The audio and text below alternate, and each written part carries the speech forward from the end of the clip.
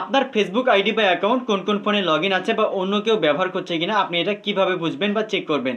চলুন আমি সেই প্রসেসটা দেখে দিচ্ছি। ভিডিওটি অনেক ইম্পর্টেন্ট, টাইমলাইনে শেয়ার করে রাখুন, যে কোনো সময় কাজে লাগতে পারে। তো ফার্স্টে আপনার ফেসবুক ওপেন করবেন, এরপর উপর দিকে বাম কর্নারে অথবা ডান কর্নারে 3 লাইন যে মেনু থাকবে আপনি এখানে ক্লিক করবেন। দেন আপনি নিচের দিকে একটু স্ক্রল করে দেখতে পাবেন লেখা থাকবে সেটিংস অ্যান্ড প্রাইভেসি, এই অপশনটা ওপেন করবেন। এরপরে আবার একটা সেটিংস পেয়ে যাবেন, আপনি এখানে ক্লিক করবেন।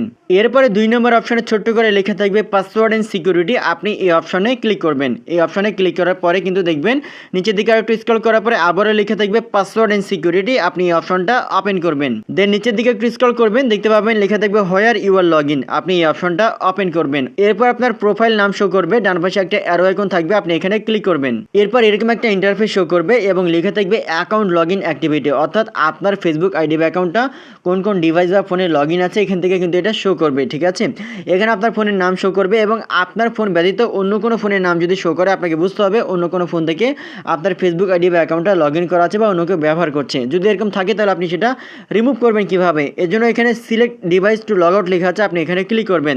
এই অপশানে ক্লিক করার পরে যে ডিভাইসগুলো আপনি লগ আউট করে দিতে চাচ্ছেন অর্থাৎ আপনার না, এখান থেকে ডান পাশে এখানে একটা টিক মার্কের অপশন থাকবে, ক্লিক করবেন। তারপর এখানে লগ আউট অপশানে ক্লিক করলে কিন্তু লগ আউট হয়ে যাবে, তাকে আপনি রিমুভ করতে পারবেন। ভিডিওটি অনেক ইম্পর্টেন্ট, টাইমলাইনে শেয়ার করে রাখুন, যে কোনো সময় কাজে লাগতে পারে। ধন্যবাদ।